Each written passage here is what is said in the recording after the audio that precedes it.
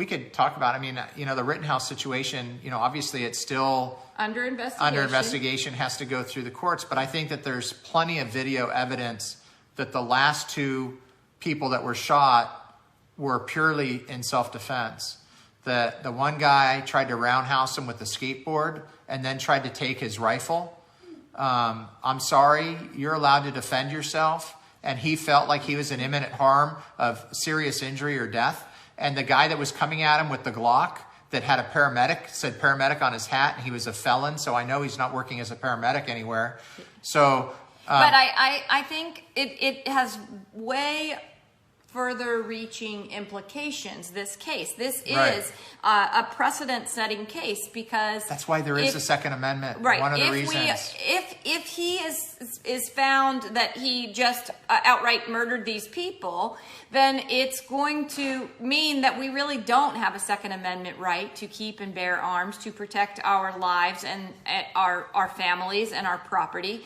And it basically will negate our God-given right to self-protection under the law. It doesn't mean that it doesn't exist. It does exist. Right, but I mean, if you go through a CCW, concealed carry course, and you, I mean, they're going to tell you, look, you know, never shoot your weapon or point your weapon at someone if you're not going to shoot them, and don't point your weapon at someone if you don't, if you're unwilling to understand the circumstances that are going to happen to you following that, which is probably going to be arrest. I mean, rarely are you going to be able to shoot and maim or kill someone and not be initially taken into custody to answer questions. That's right. And so this is serious business. Guns are dangerous.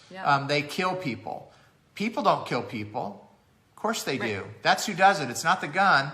But if you're not careful, but with this Rittenhouse case, I think there's a lot to see. I think there's still videos out there that we haven't seen. Yeah, and hopefully, I mean, there's an investigation. That's all you can say. But there is, from what we've seen so far, you can see. Hey, Tyler, definitely. You know, the people that are defending him. Lynn Wood, and I think his name's John Pierce. Yeah, Pierce law firm. They are doing great work, and they do a lot of great work for people that are being persecuted by government attorneys. Overreach. Or in the case of Nick Sandman, where they're being persecuted by the media, or whatever. So I don't think that that's a bad cause. Yeah, it doesn't look like it. I mean, we don't know what they're doing or who's raising it, so you have to be very careful, because remember the Build the Wall stuff. Well, I know, but it's the charity that Lynn Wood uses to help put up a defense for people. So I don't think it's But we still don't know everything about it. I'm just saying, do your own investigation. But everyone's entitled to a defense. They are. Everyone's entitled to a vigorous defense. But everybody can get one supposedly with a free person, but a public defender.